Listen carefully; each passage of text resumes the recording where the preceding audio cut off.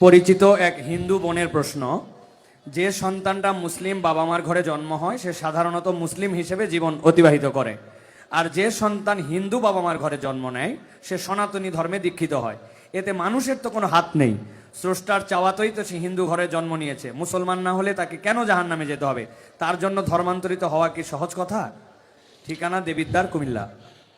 ধন্যবাদ। যেই হিন্দু বোন প্রশ্ন করেছেন সেই বোনকে আমি বিনয়ের সাথে বলতে চাই, আল্লাহ রাব্বুল আলামিন আমাদের প্রত্যেককে বিবেক দিয়েছেন। যাকে আল্লাহ বিবেক দেন নাই, যিনি মানসিকভাবে সুস্থ নন, সেই লোকটা এই জবাবদিহিতার আওতায় নাই।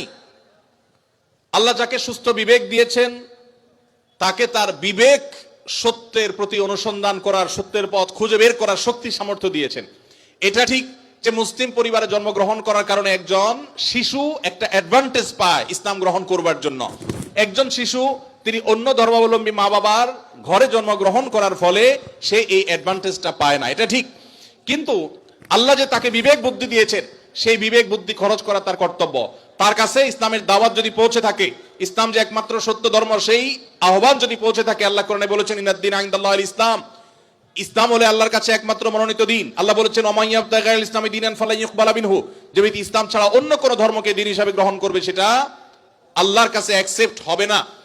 এই যে অ্যাকসেপ্টেড হবে না দিন ছাড়া অন্য, ইসলাম ছাড়া অন্য কোনো কিছু, এই দাওয়াত পৌঁছার পর তার দায়িত্ব হয় তার বিবেককে খরচ করা, এটা আসলেই সত্য দিন কিনা সেটা অনুসন্ধান করা। সে এতটুকু যদি না করে তাহলে সে তো আল্লাহর কাছে দায়ী হবে। হ্যাঁ, যেটা আপনি বলেছেন যে অমুসলিম পরিবারে জন্মগ্রহণ করে ইসলাম গ্রহণ করা কি সহজ কাজ? না, সহজ কাজ না, কঠিন কাজ। আর এই কঠিন কাজের জন্যই তো তার বিনিময় এত বেশি যে সে যত পাপ করেছে আল্লাহ তাআলা এই কঠিন কাজটা করার কারণে তার সব মাফ করে দিবে। আল ইসলামু ইয়াহদিমু মা কানা ক্বাবলাহু, ইসলামের আগে সবগুলো আল্লাহ তাআলা মাফ করে দিবেন, কারণ সেই কঠিন কাজটা করেছে।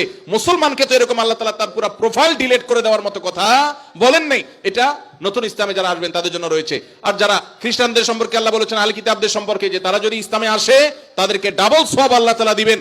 কষ্ট হবে, ফ্যামিলির বিরুদ্ধে তাকে যেতে হবে, এই জন্যই তো আল্লাহ তাআলা এই রিওয়ার্ড গুলো তাকে দিচ্ছেন। আল্লাহ আমাদের সবাইকে হেদায়েত লাভ করার তৌফিক দান করুন।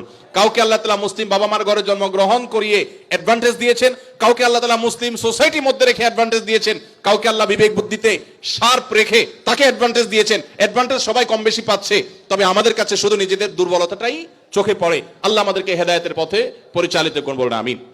স্বামী আদেশ করলেই কি শ্বশুর শাশুড়ির সেবা করতেই হবে? সেবা করতে গিয়ে অনেক সময় আমি অসুস্থ হয়ে যাই, এক্ষেত্রে ইসলাম কি বলে?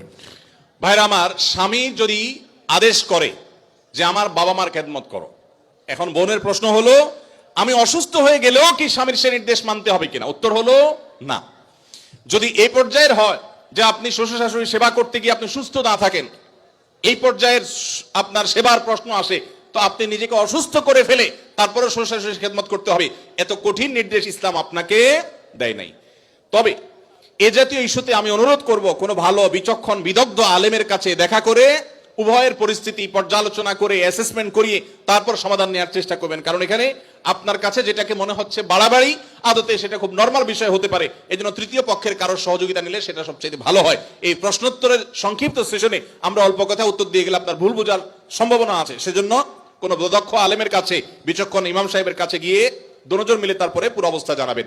শরীয়ত মৌলিকভাবে মেয়েদের জন্য শ্বশুর শাশুড়ির খেদমত করাকে ফরজ ওয়াজিব করে নাই, কিন্তু স্বামীর প্রতি তার যে শ্রদ্ধা ভালোবাসার দাবি আছে, সেই দাবি থেকে যে স্বামীটা সারাদিন আমার সংসার সন্তানের উন্নতির জন্য কষ্ট করে, সেই স্বামীটার অগোচরে তার উপরে কর্তব্য তার বাপ মার সেবা করা। তিনি যেহেতু আমার কাজে গেছেন, আমি তার জন্য একটু হেল্প করলাম, তার হয়ে একটু কাজ করলাম।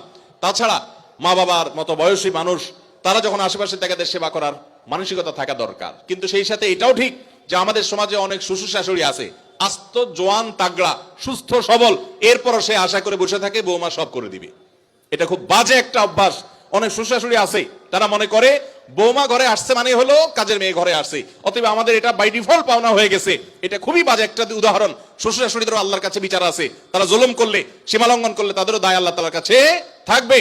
নিজের মেয়েটা তাকে দিয়ে কোনো কাজ করায় না, আরেক ঘরের মেয়ে আসছে তাকে দিয়ে সারাদিন গাদা খাটনি করা, এটা জুলুম। অতএব জুলুমও করা যাবে না।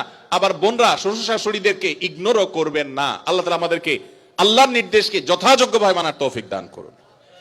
বেনামাজি মানুষ মৃত ব্যক্তিকে গোসল করাতে পারবে কিনা?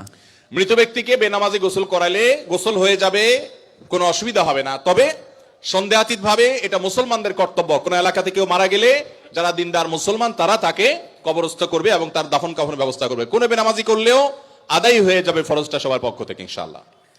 বিভিন্ন অ্যাপ ব্যবহার করার কারণে বিভিন্ন পয়েন্ট দেওয়া হয়ে থাকে, এসব পয়েন্ট ব্যবহার করে বিভিন্ন অফার নেওয়া জায়েজ হবে কিনা?